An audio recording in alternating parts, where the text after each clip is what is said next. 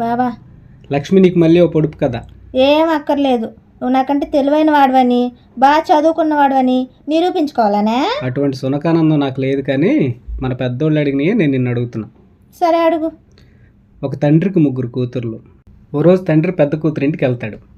ఆ కూతురు తన ఫాదర్ పాకెట్ చెక్ చేసి ఆ పాకెట్లో ఎంత డబ్బు ఉందో సేమ్ అంతే అమౌంట్ ఆ పాకెట్లో పెడతాడు. ఫాదర్ బజార్కి వెళ్ళి ఒక రేట్లో చీర కొనుక్కొస్తాడు, తనకి గిఫ్ట్గా ఇస్తాడు. సేమ్ రెండో కూతురింటికి వెళ్తాడు.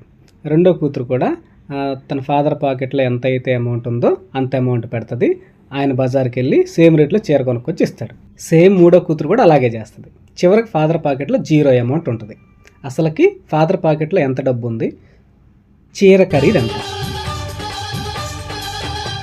చిలిపి చిరుగాలి పడాలి కొత్త పాట.